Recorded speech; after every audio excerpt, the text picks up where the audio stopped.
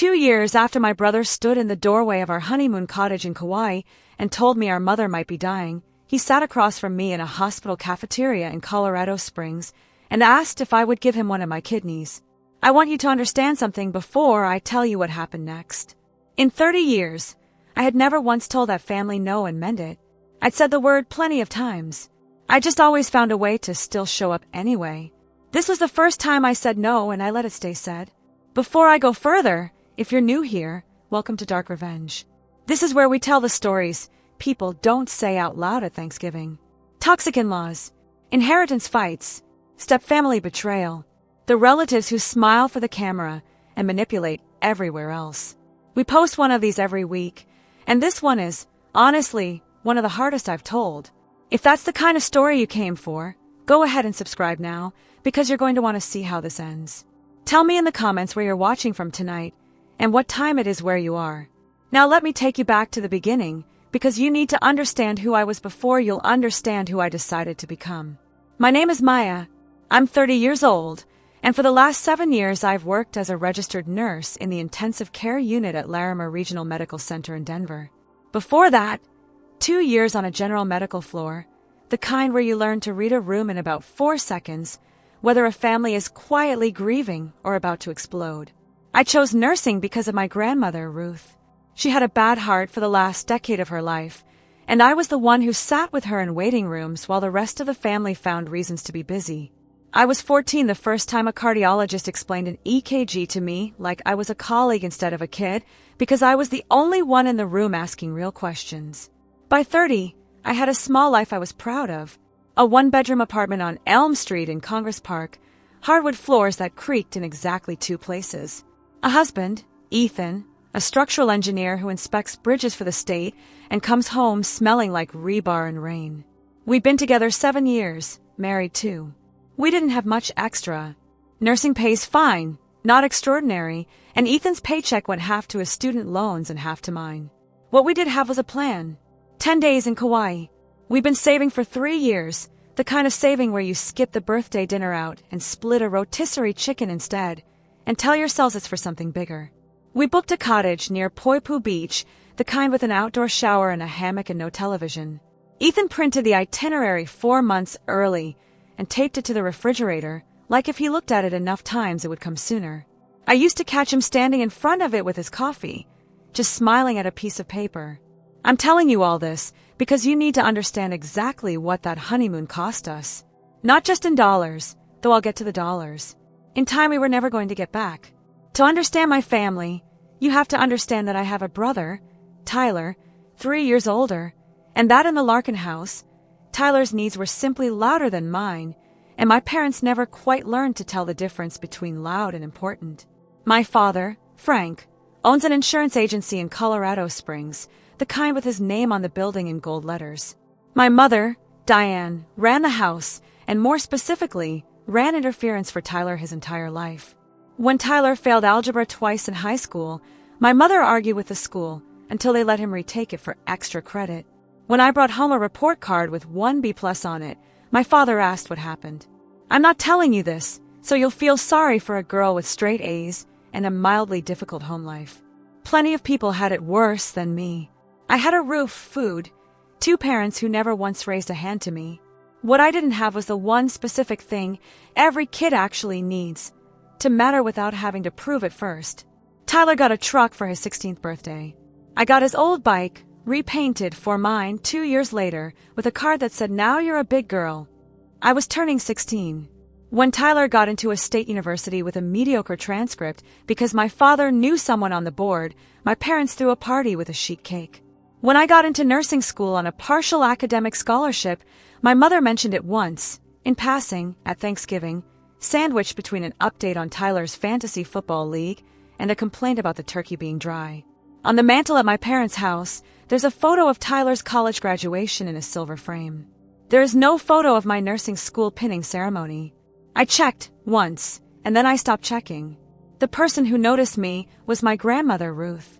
She lived alone in Pueblo, in the house my grandfather built in 1968, and every Sunday at 6 she'd call, and every Sunday at 6 I'd sit on my dorm room floor with the phone against my ear and tell her about my week. She was the one who came to my pinning ceremony. My parents sent a text that said, "Congrats, sweetie, so proud," and stayed home because Tyler had a company softball game. "You watch," Ruth told me once, not long before she died. "They'll never see what you're worth until they need something from it. And then they'll act like they always knew."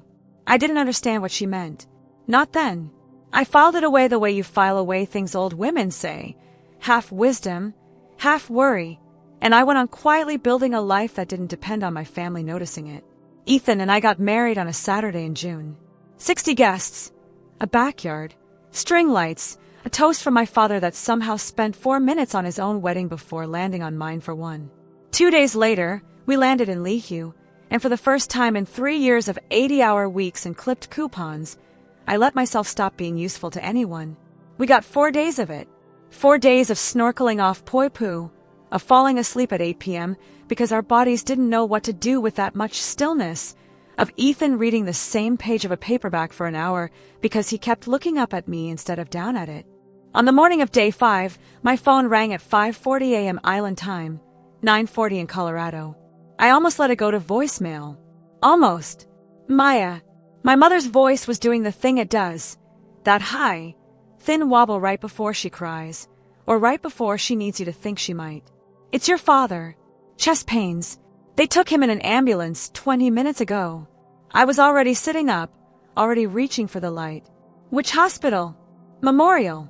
"Maya, I don't know what to do. I'm sitting in the parking lot. They won't let me back yet." I told her I was coming. I didn't calculate flight costs or cancellation windows, or the 4 days left on a honeymoon we'd spent 3 years affording. My father might have been having a heart attack, and I am, before anything else, someone who runs toward that kind of call. 7 years in an ICU does that to you.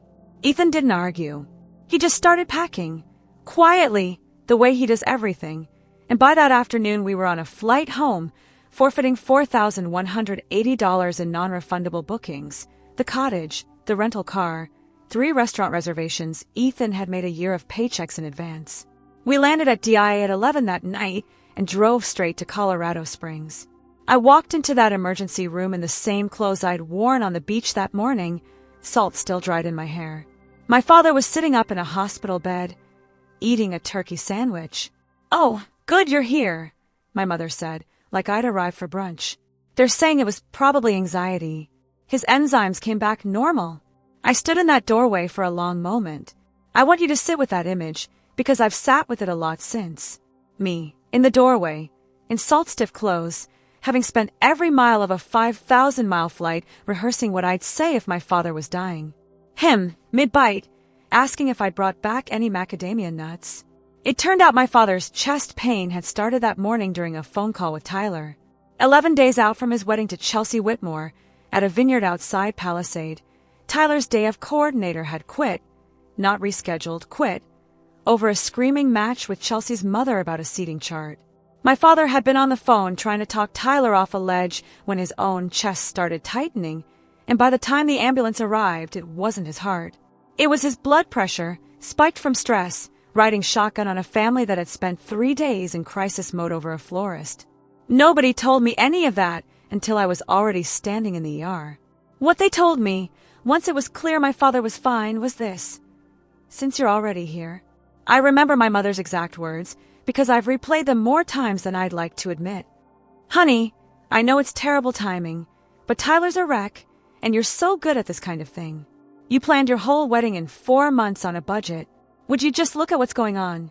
Just for a day. You can still get some vacation in after." I looked at Ethan. He didn't say anything, but I watched something in his face close, quietly, like a door someone pulls shut so it doesn't slam. I stayed for 6 days. I rebuilt a seating chart for 140 guests I'd never met. I found a day of coordinator through a nurse I worked with whose cousin did weddings, and I paid her rush fee out of my own savings, because Tyler said the wedding budget was already maxed. I stood in a tasting room in Palisade at 10 at night listening to Chelsea's mother explain, at length, why ivory and eggshell are not the same color, while Ethan sat alone 400 miles away in an apartment we just started paying rent on together as a married couple. We got 2 more days in Hawaii before the flights home became non-refundable in the other direction, too. 2 days out of 10. Ethan never once said, "This isn't fair." He just got quieter, in a way I didn't fully understand until much later. At Tyler's wedding, 3 weeks after that, my father stood up during the toasts and thanked by name everyone who'd helped make the day possible. The florist, the band, Chelsea's parents, for their incredible generosity. He did not mention me. Here's the thing about my job. You spend enough years reading vital signs, and you start reading people the same way, whether you want or not. About a year and a half after that wedding, at Tyler's 32nd birthday dinner, I started noticing things. He was athletic his whole life, and suddenly puffy around the ankles in a way that had nothing to do with a bad flight. He got winded walking from the driveway to the porch. He waved off a second slice of cake, which for Tyler was practically a medical event on its own. Chelsea mentioned, almost in passing, that his blood pressure medication had been adjusted 3 times that year. I asked my mother about it a few days later. She got vague in a very specific way, the way people get vague when they've already had the real conversation without you. "Oh, you know Tyler, he doesn't take care of himself." Then a beat too quickly. "Your father's blood pressure's never been great either. Runs in the family, I guess." I remember thinking, that's an odd thing to volunteer. 2 weeks after that, my mother called to ask, very casually, whether I still had that same blood type from when I donated in high school. I told her I did. "Oh, positive." And she said, "Oh, just curious," and changed the subject to a recipe. I've delivered a lot of hard news to a lot of families in that ICU. I know what it sounds like when people are circling something they haven't said out loud yet. My family was circling. The diagnosis came on a Tuesday in October. Polycystic kidney disease, the inherited kind, the kind that had likely been quietly damaging Tyler's kidneys since he was a teenager without a single symptom to show for it. By the time it caught up to him, his function was down to 18%. Stage 4, heading to stage 5. Dialysis was coming within the year, and the only real long-term fix was a transplant. My mother called and cried for 11 minutes. I know because I checked the call log afterward. I sat on our couch on Elm Street and listened, and somewhere around minute 6 I realized she hadn't actually said the word transplant yet. She was building up to it the way you build up to asking your boss for a raise. She finally got there. "They're going to need to test the family. See who's a match." Maya, honey, you'd be so good to test. You know how bodies work." I told her, calmly, that I'd think about it. Then I hung up and did something I hadn't done in years. I got very, very quiet, and I started paying attention. I work alongside a transplant coordinator, Priya, who I've covered shifts with for years. I didn't ask her anything about my brother's case. That would have been a HIPAA violation, and she'd have shut it down in about 4 seconds anyway. What I did ask her, over coffee in the break room, purely hypothetically, was how living donor evaluation actually works. What she told me changed how I understood the next 4 months of my life. Every transplant center is required to assign a potential living donor their own advocate, completely separate from the recipient's care team. Someone whose only job is to protect the donor, not the patient waiting for a kidney. The evaluation is confidential. If you're found to be a match and you decide not to donate for any reason, the hospital will not tell your family why. They'll just say you weren't a candidate. It's built that way on purpose, Priya told me, because hospitals learned a long time ago that families will absolutely pressure each other over this, and somebody has to build a wall around the person actually being asked to give up an organ. I didn't say anything out loud. I just filed it away, the way I'd filed away Ruth's warning years before. Then I remembered something else. 6 months after Ruth died, 3 years before all of this, a lawyer named Colin Adair from Pueblo had called me. My grandmother had left a small trust in my name, not large, about $30,000, meant, the letter said, for whatever Maya needs it for, with no obligation to explain it to anyone. I'd used part of it to pay down my nursing school loans. I'd never told my parents the exact amount. I'd never needed to think about it again. Until I remembered one more detail. Right after Tyler's wedding, when I'd asked my father whether the family could help repay the honeymoon money we'd lost, he'd said things were tight, the wedding had gone over budget, and the coordinator's rush fee had eaten into the flexible savings. I called Colin Adair. It took him 2 days to send me the trust transaction history. There, in November, 8 months before Tyler's wedding, was a $12,000 withdrawal, authorized by my father as a listed secondary trustee, a role I hadn't even known Ruth had given him, purpose noted only as family expense temporary. It had never been paid back. I hadn't known it was gone. Okay, let me pause the story here for a second, because I know some of you are already doing the math with me. If you've ever found out that a family member quietly spent something that was supposed to be yours and just never mentioned it, you know exactly the specific, cold feeling I'm describing. It's not even anger yet. It's more like the floor tilting 2 degrees. If that's ever happened to you, tell me in the comments. I want to know I'm not the only one who's felt that particular kind of quiet. And if you haven't subscribed yet, now's a good time, because the next part of the story is a part where everything I suspected got confirmed, and it's worse than I expected. Now back to it. The real pressure started in November, right around Tyler's first dialysis session. It came from everywhere at once. My mother, calling twice a day, alternating between tears and scripture. My Aunt Carol texting me a photo of Tyler hooked up to a dialysis machine with the caption, "This is your brother, Maya, please pray about testing." Chelsea, who I'd exchanged maybe 40 words with in 3 years, sent me a long message about how Tyler cried every night after his sessions and how she didn't know how much more she could watch him go through. A family group chat I'd been quietly muted in for over a year suddenly filled up with photos of Tyler looking gaunt in a recliner, tagged with prayer hands and hearts, and my name, more than once, typed and then deleted. The little "Diane is typing" bubble appearing and disappearing for whole minutes at a time. My father called once. He doesn't usually call me directly. "I know things have been strained," he said, which was the closest he'd ever come to acknowledging anything at all. "But this is your brother's life, Maya. Whatever's happened between us, I need you to rise above it. I want to be honest with you about something." Some part of me, the part that had spent 30 years being the responsible one, the fixer, the one who shows up, wanted to say yes immediately just to make the noise stop. That part of me is real, and I'm not ashamed of it. Love doesn't switch off just because you've finally started seeing clearly. But I'd also spent 4 months quietly paying attention, and something didn't sit right. My mother had asked about my blood type before anyone had officially mentioned testing. She deflected, hard, when I'd asked about my father's own blood pressure. And Colin Adair's transaction record was sitting in a folder on my desk at home, unpaid, unexplained. I agreed to be evaluated. Not to donate, to be evaluated.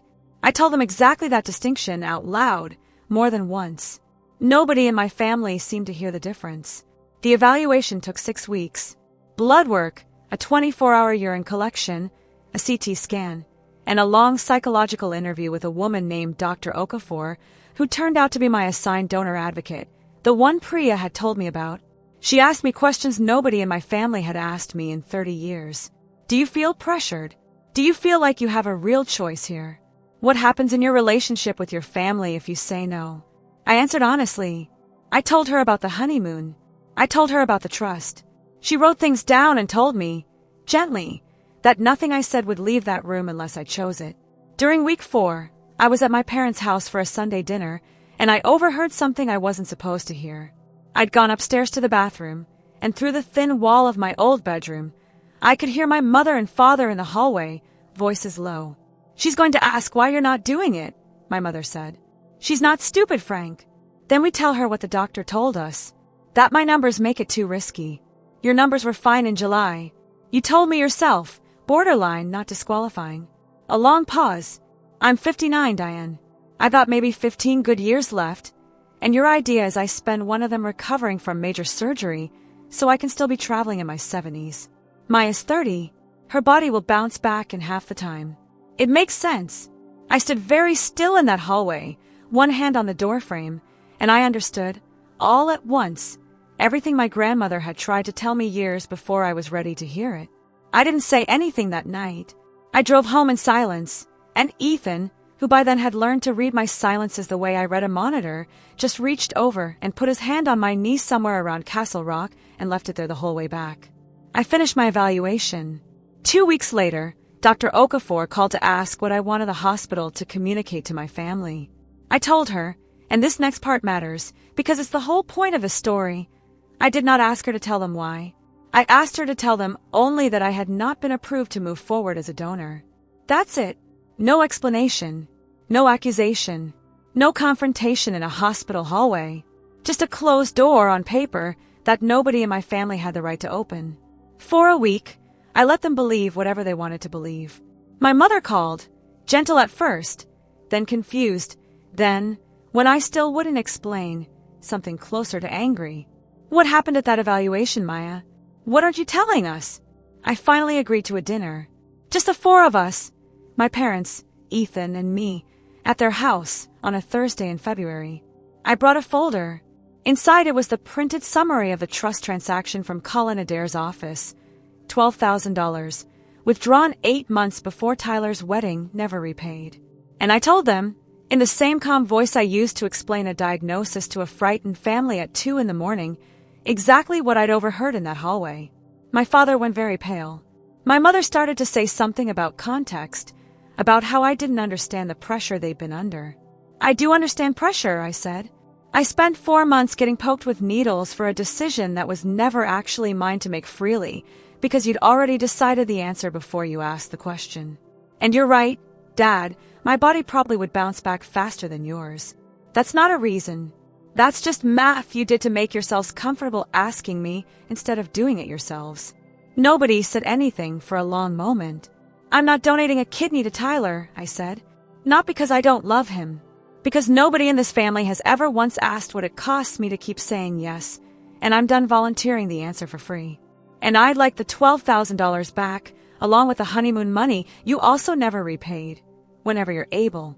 Not because I need it right now. Because pretending it didn't happen is its own kind of lie, and I'm tired of living inside this family's version of events. I didn't yell. I want to be clear about that, because I know some of you are picturing a scene. Plates breaking, someone storming out. It wasn't like that. It was quiet. It was almost worse for how quiet it was. My father sat there with his jaw working, the way he does when he's angry and has no argument.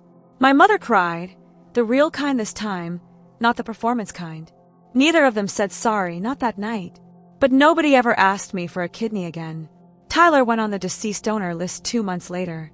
It's not fast. The wait in Colorado for a kidney from someone who's died averages 3 to 5 years, though his blood type gave him slightly better odds. He started dialysis 3 times a week at a center in Colorado Springs, and from what Chelsea told me much later, after things between us slowly, cautiously thawed, my father did eventually get retested. Fully, seriously, 6 months after that dinner. His numbers, it turned out, were fine. He just hadn't wanted to be the one. He never donated either. I don't know the whole reason why.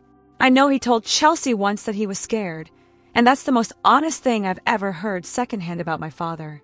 Tyler got his kidney 14 months after his diagnosis from a 26-year-old man who died in a car accident outside Grand Junction. A stranger whose family said yes to something mine had spent months trying to extract from me instead of offering themselves. I sat with that irony for a long time. I still do. Things with my parents are not fixed. I want to be honest about that too, because I think these stories sometimes make it sound like the truth comes out and everyone hugs and grows. My father paid back $8,000 of the $12,000 in installments and calls it even. We don't talk about the rest. My mother still calls twice a month now. Careful, smaller conversations. Weather, work, nothing that asks anything of me. It's not warmth exactly. It's more like 2 people who finally know where the fence is and have quietly agreed to stay on their own sides of it. Tyler sent me a card about a month after his surgery. 4 sentences. Thank you for everything you did for the wedding. Glad you're doing okay. Hope we can catch up sometime. Take care. No mention of the kidney, or the dinner, or any of it. I keep it in a drawer. I haven't decided yet what I think it means. Ethan and I went back to Kauai the following spring. Same island, a different cottage. I couldn't quite face the first one. We got all 10 days this time. No phone calls at 5:40 in the morning. I remember standing on that beach on the exact night our honeymoon had ended 2 years earlier, just breathing. The way you breathe when you finally understand that nobody is going to interrupt this. I also do something now I never used to do. When my family asks me for something big, I give myself 48 hours before I answer. Not because I'm being cold. Because for 30 years, my answer came out before I'd even had a chance to feel what I actually wanted to say. And I've learned that a boundary you set in the first 5 seconds of being asked isn't really a boundary. It's just a reflex. Here's what I've come to understand, and it took me 30 years and a folder full of bank statements to get there. Some people don't come looking for you when you need them.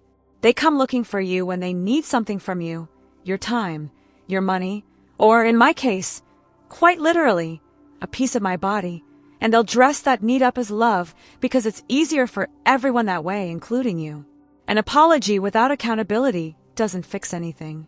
It just asks you to carry the same weight, quietly, so nobody else has to. And I've learned that saying no to someone you love isn't the same as no longer loving them. It's just refusing to let love be the reason your own life keeps getting spent on someone else's terms. So here's what I'd ask you. If your family ever asked you for something that big, not your time, not your money, but something out of your actual body, would you say yes because you love them? Or would you finally stop and ask yourself why the asking only ever seems to travel in one direction? Tell me in the comments where you draw your own line. I read every single one. If this story meant something to you, that's exactly why this channel exists. Dark Revenge is where we tell the stories about the family members who smile in photos and manipulate in private, about the quiet, legal, unglamorous ways people take their power back without ever raising their voice. No violence, no yelling, just the truth, laid out calmly, the way it should have been told the first time. If you want more stories like Maya's, hit subscribe and tap that bell so you don't miss the next one. And if you made it all the way to the end, drop a comment and just say kidney, so I know how many of you stayed for the whole thing.